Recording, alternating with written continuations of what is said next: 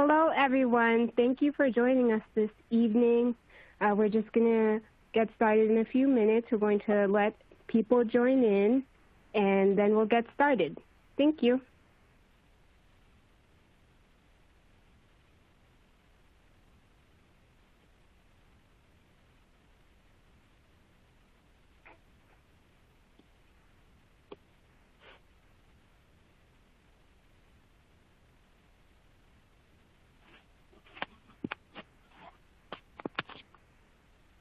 Hello, everyone. Thank you for joining us this evening for this month's Core Advocate Monthly webinar, Integrating Curriculum and Assessment, an example from Grade 3 Fractions. My name is Pascal Joseph. I am a project coordinator with the Tools and Classroom Resources team at Student Achievement Partners.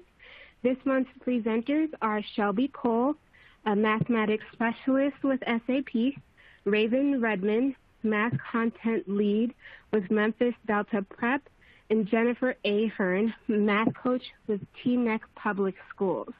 So before we get started, we'd like to know, how many webinars have you attended?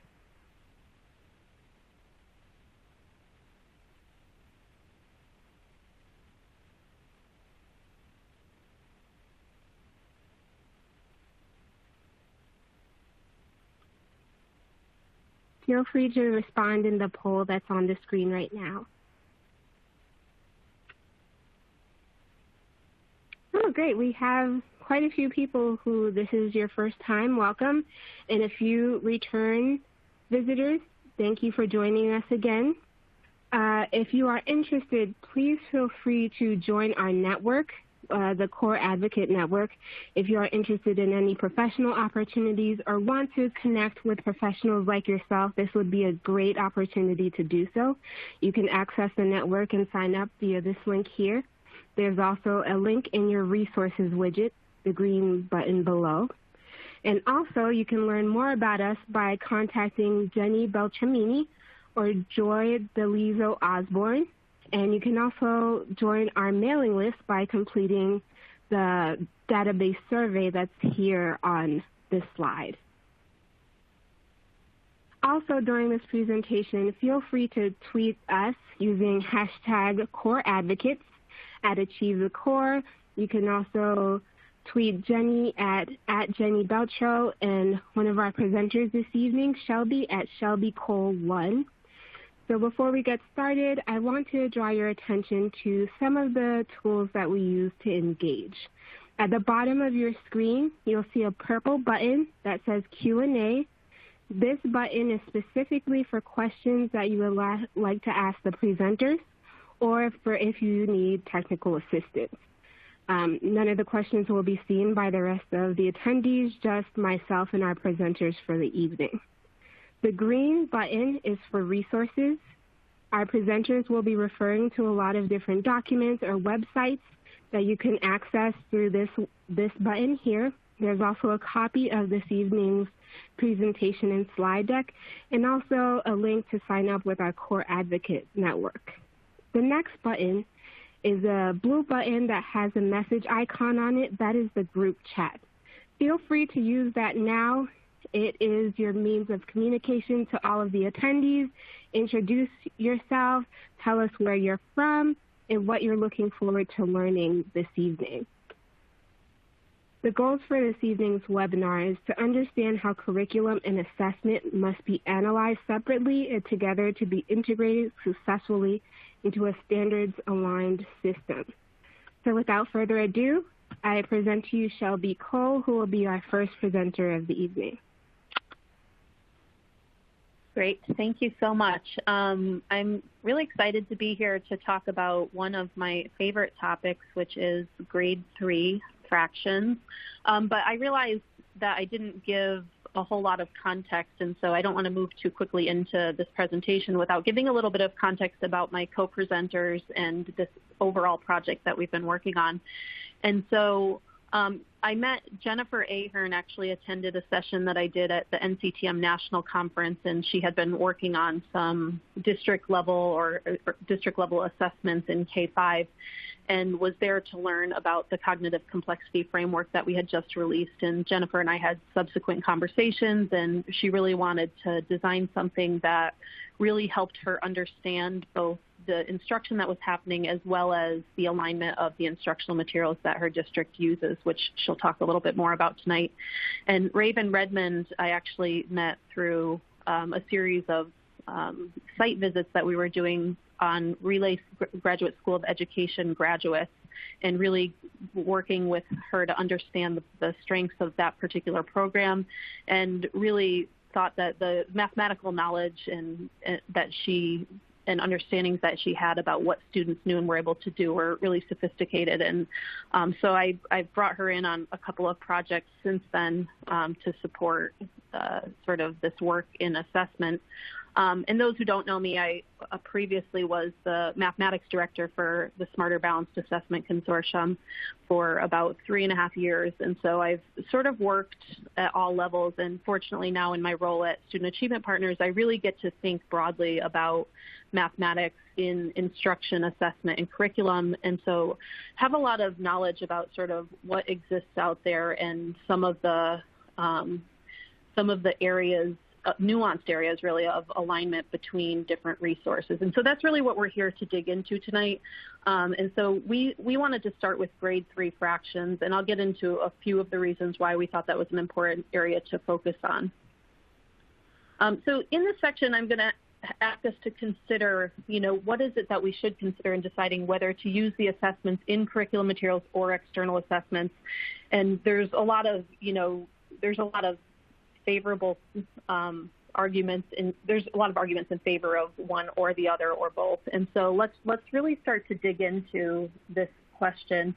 And I'm going to start with, I'm using the wrong button here. I'm going to start with this quote. So I've been interviewed quite a few times recently about something that nationally is being referred to as the grade 5 slide. Now, I don't love that particular phrase, but the question is being surfaced of, we're seeing different trends as we look at data, and people are noticing that fifth graders, the fifth grade scores tend to be more problematic, or we're seeing sort of a little drop in fifth grade that sort of recovers in sixth grade. And so people have been asking about this. And so one of the things that I've been talking a little bit about is some of these nuanced areas of alignment where we might look at two different resources, and alignment is fairly subjective. And so we might say that both do fairly well when I hold them up to the standards, and yet when I look at their alignment to each other, sometimes there's just something that stands out. And so I'm going to give you an example from my work in the assessment world and in looking at curriculum materials. So our organization did a couple of projects with districts to work on thinking about how to adapt their instructional materials to bring them into better alignment with the standards. So what are some sort of lightweight changes that you might be able to make to your resource that would actually bring it into stronger alignment for students and teachers? And one of the resources we did this with was Envision Math. And so I'm not going to say a lot about the alignment of Envision Math versus Smarter Balanced, but I am going to say they look different. Okay, so here's an example of some of the questions that we saw in Envision Math. Let me go back real quick just to show you that standard one more time. So 5 NBT B6 is the standard that we're looking at here. Find whole number quotients of whole numbers with up to 4-digit dividends and 2-digit divisors, using strategies based on place value properties of operations, relationship between multiplication and division, illustrated and explain the calculation by using equations, rectangular areas, and our area models. So a lot to that standard. It's sort of part of a progression leading toward eventual procedural skill and fluency with operations with division. And so what we saw in Envision was a lot of word problems. And so one of the things about the NBT domain is it doesn't specifically require word problems. It doesn't have any standards that say solve real-world problems, which, as many of you know who work in mathematics, you do see that when you look at some of the other domains. And so that in and of itself is not problematic. And so we had some districts in Smarter Balanced States. So when we held that up to what we were seeing on the item specifications for Smarter Balanced, there was a pretty serious mismatch. So even though sort of light standards review, do these things sort of match the language and intent of the standards, you might say, yeah, it's good enough.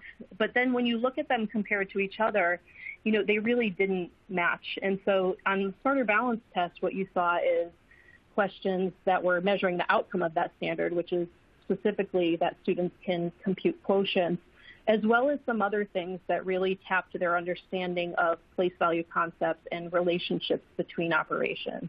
And so the questions looked very different from those that we were seeing in the Envision resource that we were working with districts to think about those lightweight changes too. So this webinar is going to focus on fractions, but I think this is a pretty evident example that two things can actually make it through an alignment study and say, yeah, they do a pretty good job with the standards. And yet when you look at them compared to each other, there's some pretty substantial differences. And I think when we think about alignment, we really need to start to think about it from a systems level, where we're not just looking necessarily at alignment to standards, but alignment of materials to one another, okay, and really surfacing some of the more nuanced gaps that materials or assessments may have. So as you know, all of the work that Student Achievement Partners does starts with the same three shifts. In mathematics, we want to focus strongly where the standards focus. That's asking us to give really intense attention to particular mathematical ideas at each grade level. And so that's a big shift from prior standards, which had were criticized often for a lack of focus. We want students to go deep in particular content at particular grade levels so that they have time to master that content.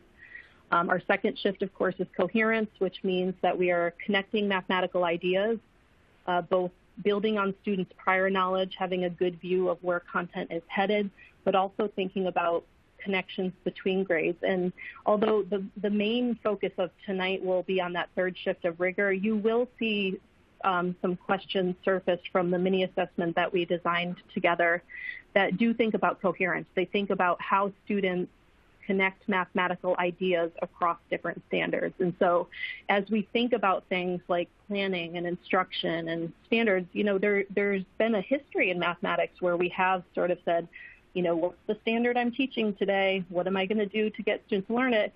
And sometimes if we only always use that approach, we sort of miss some of the higher level structures that are embedded in the math standards, like thinking about what the cluster asks us to do and thinking about the domain as a whole. The one that we're going to sort of hone in on tonight, because many of our mini assessments, we've always talked about rigor, but we're going to add sort of a new twist on that with the release of this mini assessment. And so rigor asks us to balance conceptual understanding, procedural skill, and fluency in application. But as most people know at this point, it doesn't mean to do that with every single standard, right? And it doesn't mean to do that with every single lesson. It means as we read the standards and ask ourselves, what is it that I'm asking students to do?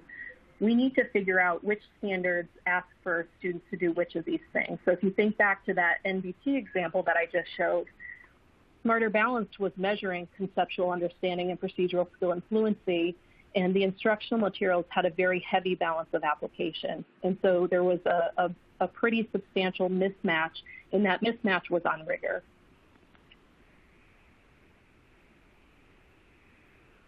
So why do we care about rigor so much? In 2008, the National Mathematics Advisory Panel, which was a panel that examined extensive research and made recommendations about how to sort of be forward-thinking in terms of our work in mathematics education, really came out with a very strong statement about this balance of what we now refer to in the mathematics world as rigor, and that is that the curriculum must simultaneously develop conceptual understanding, conceptual fluency, and problem-solving skills. These capabilities are mutually supportive, each facilitating the learning of the others. So if you're aware of the sort of history of mathematics education, there was a series of just heated debates of which of these things was most important, culminating really in the early 2000s with people saying, listen, they all matter. The capabilities are mutually supportive, and students need to be learning each of them with equal intensity and understanding how they work together.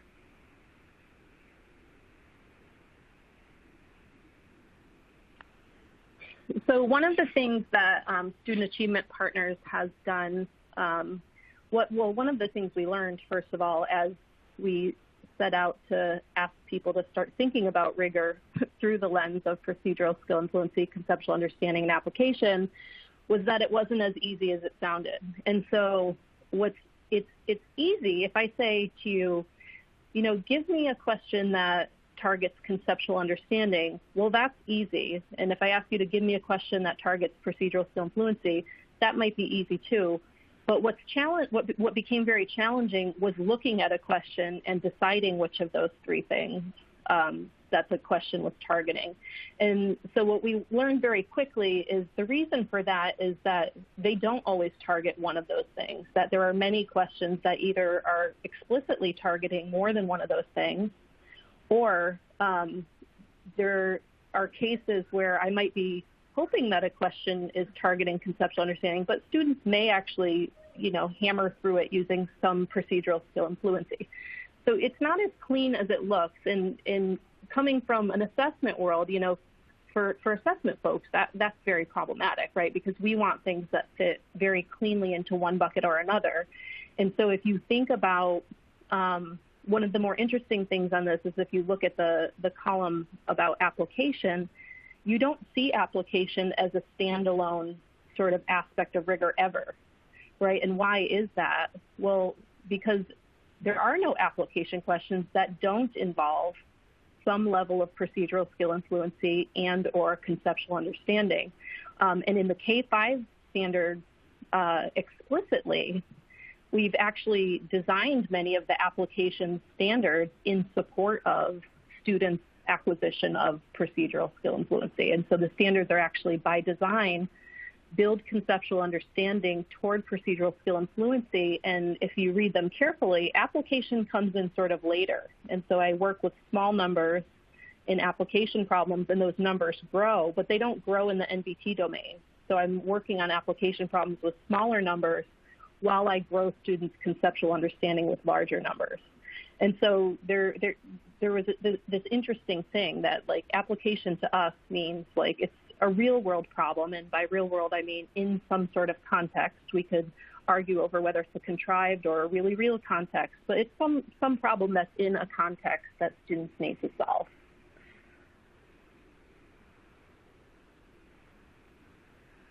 So there were some definitions that we needed to develop in order for people to successfully leverage the aspects of rigor matrix. One was specifically defining a procedure as a step-by-step sequence that could be executed without real understanding. So it doesn't require conceptual understanding. At some point, students get to a place where I look at a problem and I know how to do a problem that looks like that. And the other thing we sort of lumped into procedural skill and fluency, into our definition of procedure, was the standards that ask students to know something from memory. So all of those are in the kindergarten through third grade span. I think the last one is the one for multiplication in grade 3. And so those would also fall under procedural skill and fluency. Conceptual understanding, we wanted to make sure that was about the mathematics. And so one of the things that was hard was sort of isolating, is it an application or is it a conceptual understanding? So the conceptual understanding is about the mathematics itself. And then finally, there was some stuff around application where, if I throw the name Johnny in there, is it an application problem? Well, no, names do not turn it into application. It really has to have an actual context. So just some quick examples, and even though I just gave you a big lecture about how the NBT domain doesn't require application, in order to sort of give a really clear picture of what these things mean, it was easier to do it with a single skill. And so I used multi-digit subtraction just to highlight the difference between procedural, conceptual, and application. So procedural skill and fluency problems often look very computational. They don't ask students to do it a particular way. There's nothing conceptually. They can come up, there at some point is an algorithm for solving problems that look like this. The next example, I don't know how well you can see it on your screen, hopefully well enough, but this is a problem that's very conceptual, and yet it's not absent procedural skill and fluency, right? So there's some earlier grades procedural skill and fluency that will be helpful to this, but if I only ever taught for example, the standard algorithm for solving a multi-digit subtraction, this problem is much harder than if students have gone through and really studied place value understanding. And in this case, probably the relationship between addition and subtraction comes in pretty handy as well. And so this problem is much higher in complexity, but it also becomes much more conceptual. Like students who have studied those understandings articulated in the standards are much more likely to be able to interact with this successfully than students who have only learned a procedural way of doing those computations. And then finally, here's an application example. And in this particular application example, you'll notice that conceptual understanding and procedural skill and fluency are also highlighted. And so I don't want to spend a ton of time on these examples because we came here to talk about fractions. So one of the things that came out of the aspects of rigor work, and actually one of the things that people were a little bit concerned about was, for example, that very simple application problems would be labeled application. And so I think historically when we were thinking application, we're thinking, you know, math practice 1, I need to make sense of the problem. We're thinking math practice 4, I need to model with mathematics. And yet there's some simple word problems, too, that we want students to be able to do. And so there was some concern that we would be throwing all of these things into this bucket called application, and we might not we might not ever get to these standards for mathematical practice. And so one of the things that we decided as we were doing that work is that we needed to also apply a lens of cognitive complexity to the aspects of rigor.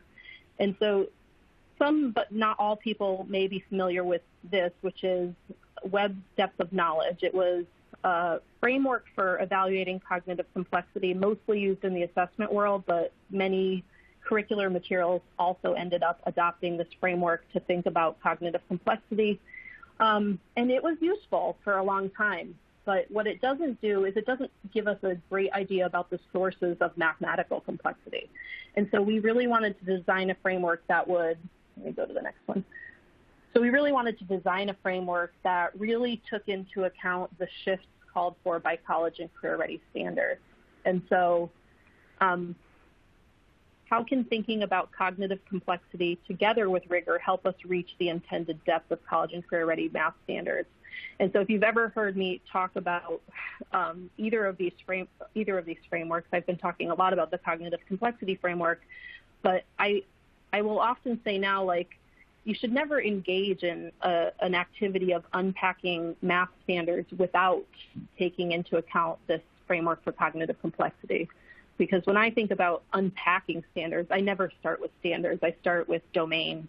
Like, we unpack the domain. What is the domain asking us to do? Because then we don't miss things like which mathematical ideas rise to really, you know, critical levels of importance within a domain. And there, at the domain level, we can say, like, what aspects of rigor am I really thinking about? And I think, let's see, I have an example coming up of what that looks like. But first, this is the cognitive complexity framework that Student Achievement Partners and our colleagues at Achieve released to really start thinking about complexity as it lives in these shifts. And so we designed a framework that would help us evaluate mathematics. Really, it was designed for assessment items, but it has some broader uses than that. And we really wanted to think about it along these aspects of rigor. And so we had a lot of conversations about procedural complexity. Those actually got fairly messy. And what we landed on was what is the most useful sort of idea of complexity related to procedural skill. And when you think about the way procedural skill unfolds in the standards, it was really helpful to know if students were doing grade level procedures, especially if they're in a grade that calls for particular procedures. Now, what was also useful is at level 1, you could actually note that a procedural skill is below grade level. And that's also useful because if you're doing, for example, I think perimeter is a skill that comes in, I think, in grade 3. Now, if I'm doing a perimeter problem, I might have kids adding some relatively unsophisticated numbers, right? So they're engaging with some level of procedural skill, but it's not at the complexity of grade level procedure per se. And so there are ways to combine these where I might have an application level 1 combined with a procedural level 1 that makes total sense. And so for procedural complexity, we really thought about grade level and not making things difficult for no reason. Like a lot of stuff that rises to level 3, you know, it might just be hard for no reason. And so we always tell people to evaluate anything that's at level 3. Along the application continuum, we really thought about sort of leading toward what is eventually the high school mathematical modeling cycle. And so in grades K-5, you might only see application problems at levels 1 and 2, right? There might be some places that are dabbling in 3, but certainly an assessment wouldn't need to have this level 3, which is much closer to that high school modeling cycle in order to be considered aligned. But we do like to see in K-5 a fairly good balance of levels 1 and 2. And I think one of the best ways to think about whether a problem is at level 2, it's often like whether students are doing what Math Practice 1 asks them to do, which is, you know, do they really have to make sense of the problem? So it's been really helpful to think about, you know, assessments, but also in some ways the different kinds of problems that students are seeing in the classrooms. Do I have enough of them that are really having them make sense of problems? And then the third row, conceptual complexity, I would give sort of the same tagline. You know, I think most folks here are probably K-5, and most K-5 problems likely sit at level 1 or level 2 cognitive complexity for conceptual. And so what's interesting here is that you can have a conceptual level 1 problem that might be something much more definitional or, you know, draw a line of symmetry. You know, some of these more basic stuff is still at conceptual level 1. A lot of people wanted to call those procedural skill and fluency, but they're really not. They're concepts, they're definitions, are ideas. And so most of the things we refer to when we say conceptual understanding are probably things that would sit at level 2, where students need to relate multiple grade level concepts or connect concepts with procedures or strategies. And most importantly, they must do some reasoning to have it reach level 2. So that framework is available, and there's at least one webinar that digs really deeply just into the framework. But I want to move us to really what we came here to talk about, which is fractions. So I'm going to ask you to take a look at the grade 3 fraction domain, which is develop understanding. My son is joining us for the webinar. He loves fractions. He loves fractions. So I want you to take a look at the domain of fractions, and I want you to think about this question. Okay, this is the grade 3 domain. Is conceptual understanding, procedural skill and fluency, or application most emphasized? So I'll leave this up for a minute for you to take a look at the standards that are here, and then we'll move that to a poll question in just a second. Okay.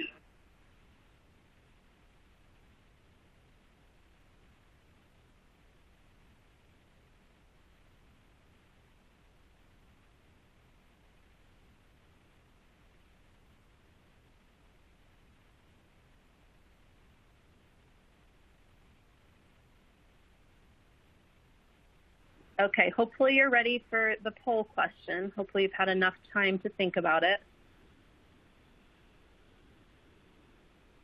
So now you get to vote.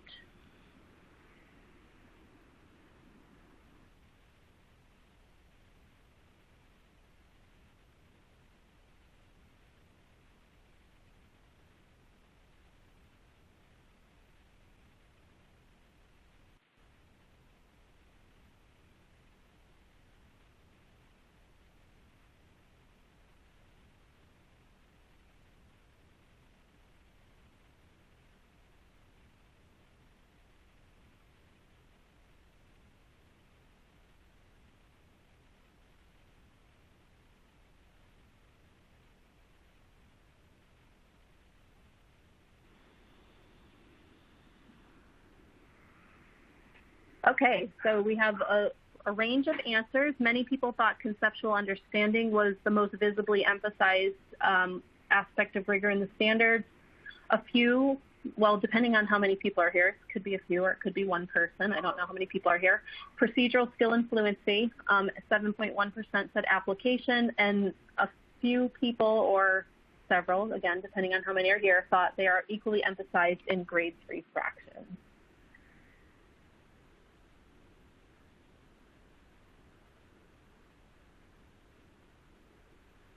Okay. So in the grade 3 fractions, one of the reasons I said when I unpack standards, I like to start, well, let me go back just for a second. One of the reasons that I like to start not with the standards themselves, but with the cluster, is that the cluster tells us a lot about what is going on in this domain. And so the cluster level in grade 3 is to develop an understanding of fractions as numbers. And so the word understanding is in that cluster level signals that we're really trying to develop students' understanding of fractions, not necessarily like, being able to add them yet. They're not doing any operations with fractions. It's literally an extension of the number system that they started in K2. So one of our colleagues that we work with is an assessment organization, NWEA, and they did some really interesting stuff, and they worked at the domain level to really try to think about what rigor is being targeted by the different domains in college and career ready standards at different grade levels. And so there were some really interesting things. We can go back to the NBT domain where I said, I don't mind seeing an application problem here and there, but really that's not the intent of that domain. And so one of the things that they've done is they've completely removed all of the word problems from their NBT domain, and you can see it cleanly emphasizes now procedural skill and fluency and conceptual understanding. If you look at the work that they did in fractions, and this is what they're targeting in terms of their overall item pool, in fractions you'll see they're mostly targeting in grade 3, 15 to 20% of the total item pool will be conceptual understanding of fractions, and a small number of questions may fall into procedural skill and fluency. So if you look across the number and operation in fractions, you'll see there are a couple of places where things might get procedural, right? I think there's something like generate equivalent fractions, which could, by the end of the year, become fairly procedural for students. So there are some small places where students might be doing something that's a little more procedural, but largely that's the conceptual domain. And that doesn't mean you'll never see a context there, right?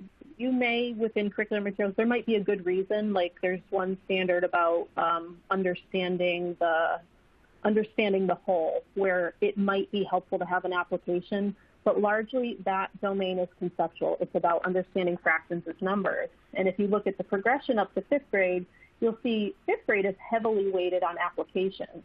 And so this is really the intended progression of standards, not just in this domain, but in some of the other work that students do as well. So it's a good question, right? Is a fraction a number? And so we have a few questions related to this. How is the work of fractions positioned or not as an extension of students' K2 work with whole numbers? Even in well-aligned materials, how might this understanding get lost? And how can pairing assessments and curricular materials help us to surface some issues? But really, if you want the answer to any question, the right person to ask is a kid. And so we're going to show you a video of a kid answering the question, is a fraction a number? And let's see what we learn.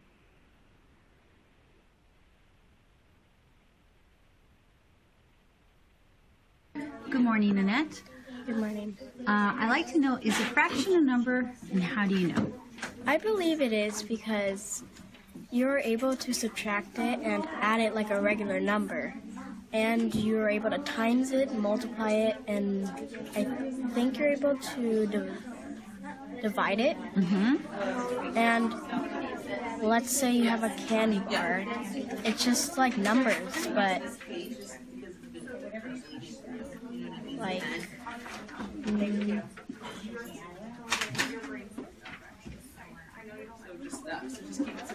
they're like if you have a candy bar that's split into 12 different pieces, but you eat, let's say, 5. You are basically just eating the numbers, but you're putting it in a different order. Nice. Tell me a little more about what you mean by putting it in a different order. Like, you're able to switch the numbers around. Like there's a denominator and a numerator. And there could be different denominators and different numerators. Depends on what you're going to eat or what it is. Great. Thank you. I appreciate your example.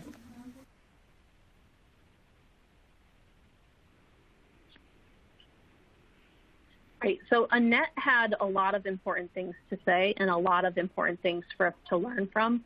Annette started talking about the idea that fractions are numbers because we can operate on them, right? And so we can add and subtract.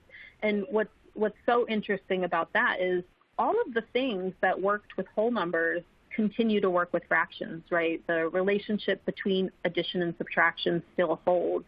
The properties of operations still hold. So all of the things that we taught kids that work with whole numbers continue to work with fractions because fractions are also numbers.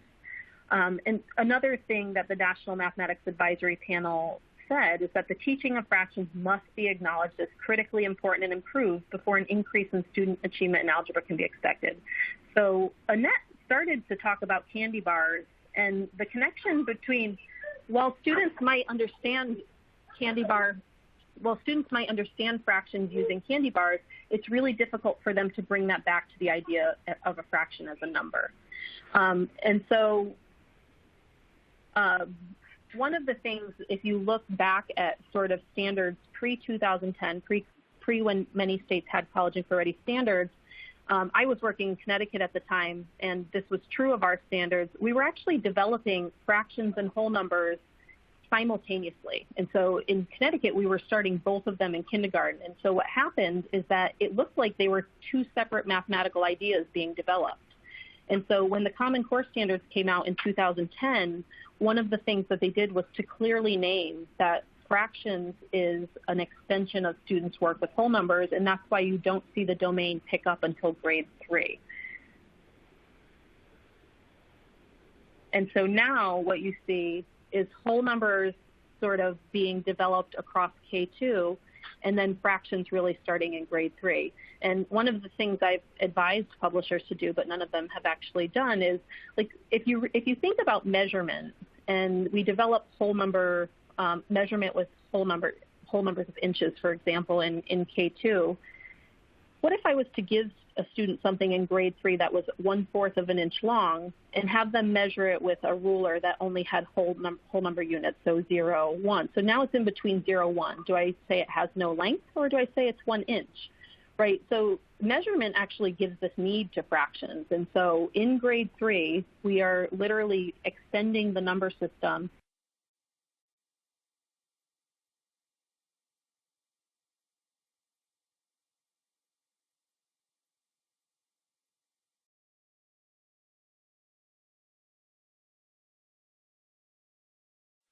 and adding some numbers which will eventually in 6th grade turn into the full rational number system. So fractions are a subset of the full rational number system.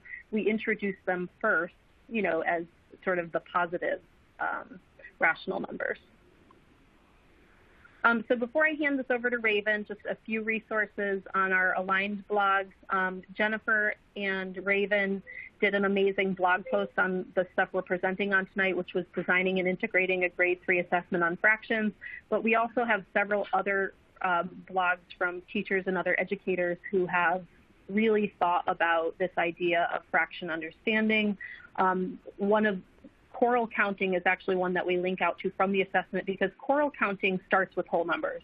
And this idea that we can continue choral counting into fractions is one more clear piece of evidence of why fractions are an extension of the K2 work with whole numbers. So a few resources for you there, but we are, I would like to turn it over to Raven Redmond, who's a 5th grade instructor at Memphis Delta Preparatory Charter School, and she is going to talk to us about sort of what this work looks like with the curriculum that her district, her school uses, which is Eureka Math. All right, Raven. Hi, everyone. Thanks, Shelby. So in this section, we are going to look at how the grade 3 Eureka Math modules and topics on fractions line up with some of the assessment questions and describe how the assessment has helped us to think about what to emphasize more and less in the materials to really get to the goals of the standard. First, we're going to look at how we went about this. We started by looking at the standards, focusing strongly on the idea at the cluster level and of understanding the fraction as a number. Then we identified that the domain is almost entirely conceptual understanding.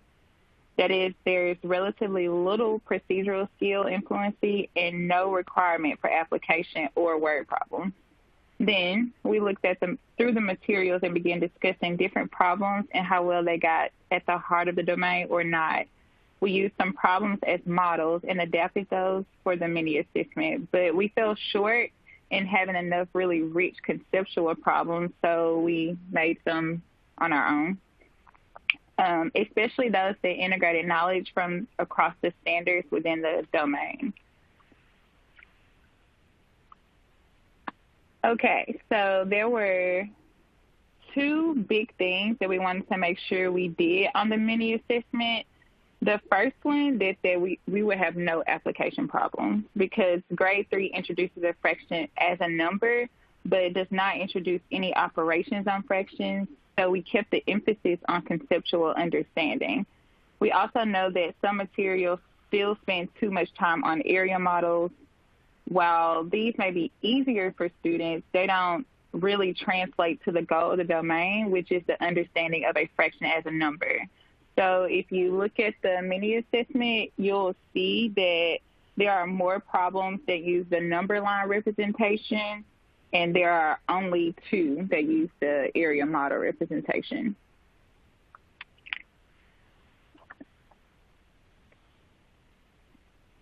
For starters, when we talk about Eureka, we're talking about a resource that is generally pretty well aligned to the math standards compared to other resources.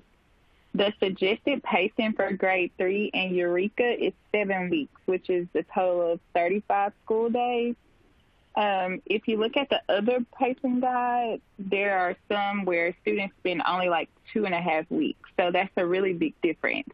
So while Eureka certainly gets it right in terms of the amount of time invested in fractions, in this section we identify some places where even a well-aligned resource like Eureka can be made stronger as we examine the grade 3 mini assessment that we assigned.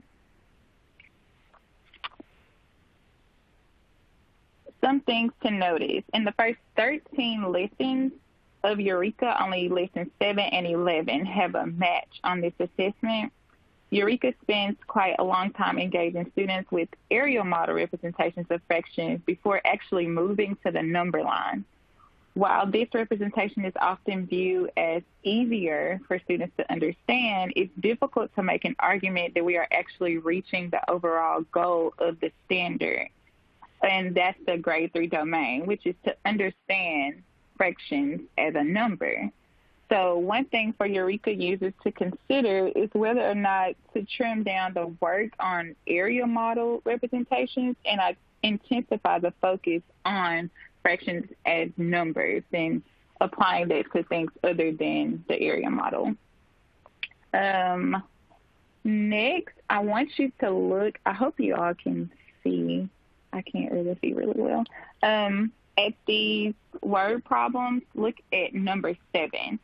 I'm going to give you like 2 minutes to read it and think about how well aligned it is to the intent of the standard that's listed on the side. Feel free to make comments in the chat about what you're thinking about with the alignment. So let's take 2 minutes to look at that really quick.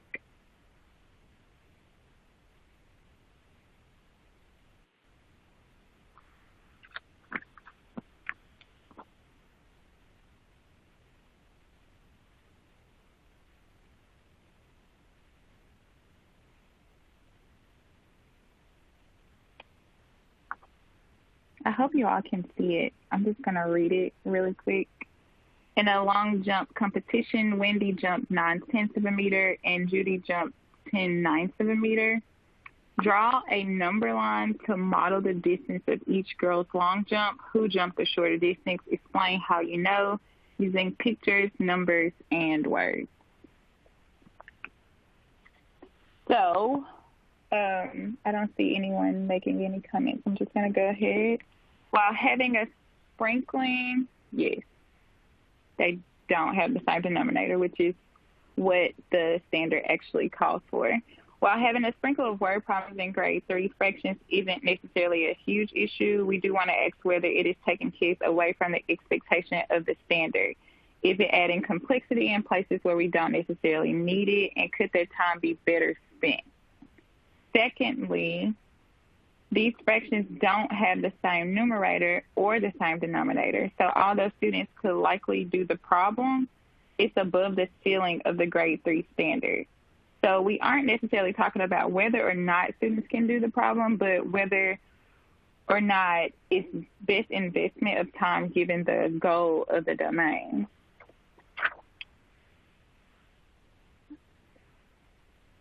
I'm going to move on to some problems from the mini assessment that we created. As you can see on this assessment, we have a couple problems asking students to compare fractions. The first one is tightly aligned to the goal of the standard, asking students to compare fractions with the same numerator and to explain how they made the comparison. In the second, you can see that we wanted to remove the requirement for students to use the mathematical comparison symbols to ensure that they had the basic understanding of the standard, which is determining in a pair of fractions with either the same numerator or the same denominator, which is larger. We lifted the complexity of the fourth example in number 7 slightly, where students may need knowledge from another standard in the domain, which is knowing that one is equal to a eighth or 9/9 to make the comparison. The next slide is actually a video of a fourth grader comparing fractions 3/7 to 6/13. While historically we have programmed kids to compare fractions by finding like units, like denominators, you'll see how he leverages the grade 3 understanding to compare two fractions with unlike numerators and denominators.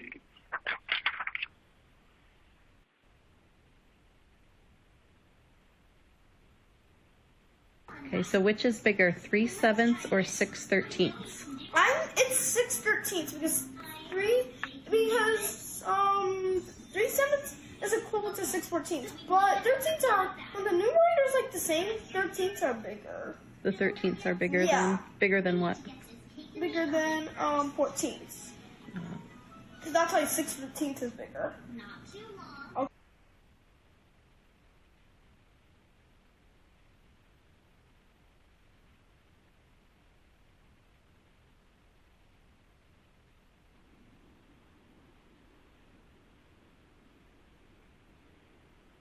So I'll just jump in for a second. And so Raven's given us a lot to think about. Eureka is obviously, and somebody asked in the chat, in the question and answer, whether that's Engage New York. And yeah, it is basically a packaged version of Engage New York. And so, as many of you know, those materials are pretty well aligned to standards. You know, they have really high ratings. Lots of districts are using them. And so the question for us to consider, given what Raven's just talked about, is what are some reasons that we need to closely examine even aligned materials? And so we'd love for you to share some ideas in the chat, either based on what you just heard or based on your own experiences.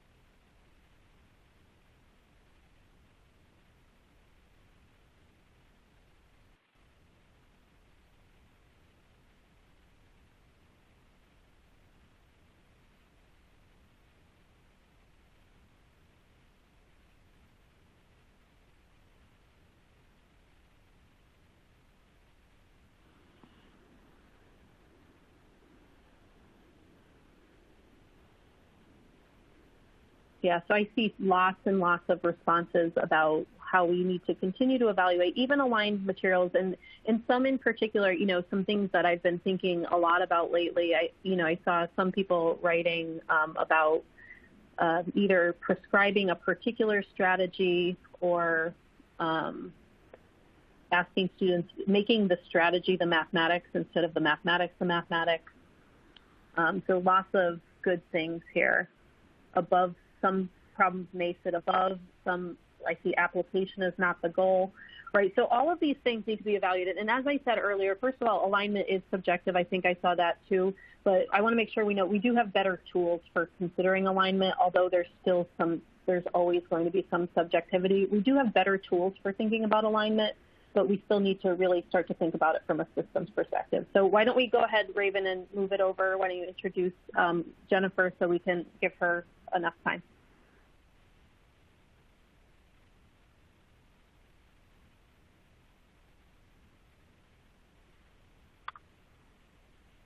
Okay, next up is Jennifer Ahern. She's a math coach, and you can take it from here.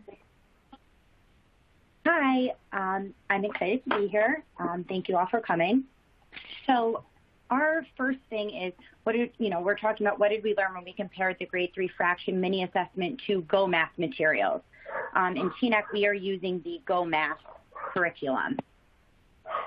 So the first slide is a look at how the Go Math lessons aligned with the assessment items that we created. It was very difficult to make this table. Chapter 8 of Go Math is understanding of fractions. However, many of the lessons are not directly aligned with the grade 3 standard of teaching a fraction as a number. Many of the lessons go above the requirements of the grade 3 standards. And also a majority of the lessons include area model representation. There's only one lesson, which is 8.5, that requires the students to represent and locate fractions on the number line. So if you're using Go Math to teach fractions, you may want to look at the content of the lessons and see if time needs to be reallocated to strengthen students' understanding of fractions as numbers. So now we're going to take a closer look at some of the questions from the mini assessments that we designed. Here are the first 3 questions. These questions are typical of those you would see in either curriculum, Eureka Math or Go Math. We placed these questions first because we really wanted to measure some of the basic understandings before we go deeper. The first question really gets at the understanding the idea of a unit fraction and how a number line can be partitioned in a way that gives us more numbers or fractions. The second question is a basic understanding of a non-unit fraction, still using the number line representation. And the third question is one of the 2 area model questions on the assessment. We included this problem because if the students are able to answer this one correctly, but not the other area models, we think it could tell us a lot about our work with students and possibly our curriculum materials. So the first 3, if you take a look, they were conceptual level number 1. This table shows the overall complexity of the assessment we designed using the framework that Shelby was describing earlier. You'll notice that we tried to have a good balance of conceptual level 1 and level 2 problems to get both the basic understandings of the standards, but also to go a little deeper in some places. The first 3 questions on the assessment are conceptual level 1, which Go Math students should be okay with. Some of the conceptual level 2 problems, we think that they might find more challenging. So let's take a look at one of the problems. This is number 9 on our mini assessment. I want you to take a look at this question and think about, why do you think this would be particularly challenging for our students that use Go Math? If you could just maybe write some of your comments about this question in the group chat box.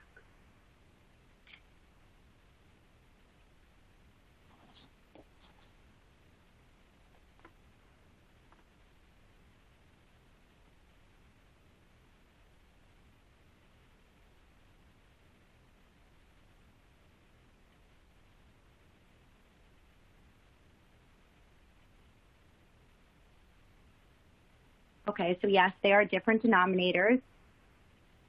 Good observation. Is there anything else you noticed with the number line itself?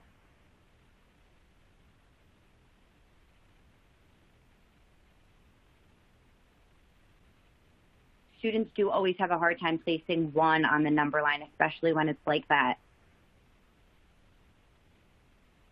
Yeah, seeing 7, 6 is greater than 1. These are all great comments.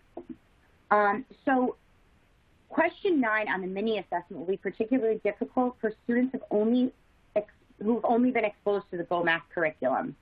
We mentioned earlier that in Go Math, there was only one lesson about the number line.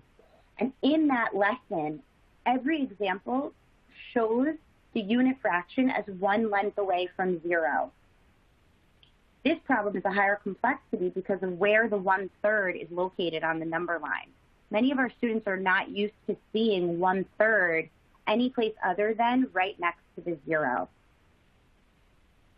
If you use Go Math, you should consider incorporating some supplemental lessons into the curriculum to focus on the use of number lines and representing the value of a fraction on the number line.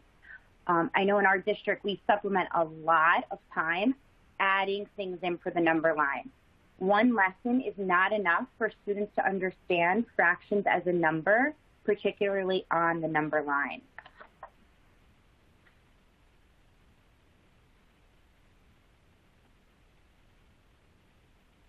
Okay, so Shelby, did you want to? Yeah, so I mentioned earlier that I've studied a lot of different curricular materials that people are using across the country. And so one of the things that I know is that many third graders across the country are right this moment looking at fractions as numbers within whatever materials they happen to be using. So one of the next things that we really hope to do with this mini assessment is to really start to think about what we're learning about students, what we're learning about materials from actual student responses. So if any of you are so inclined, there's a link to the mini assessment. It only has 12 questions. We really want it to be reasonable within a class period. But my email is here, and I would love to start to hear either some stories about like what you're learning about your materials or what you're thinking about in terms of student work and what it's how it's really helping us think about instruction. Because one of the next big pushes I think that we really need to start to do is to really think intentionally about data literacy. You know, students give us so much information about what they know minute to minute, and assessments. I'll say this out loud. It's being recorded. We often use assessments to think about what students don't know, and that's what assessments do least well. Assessments give us great information about what students know, and actually much less information about what students don't know. So there's always more work to do to really identify what knowledge they're bringing. And so we really want to really take this and start to think intentionally about data literacy and really supporting formative assessment practice. So I encourage you to email me with any stories, with any student work, with any ways that you're using it so that we can start to build out some more material.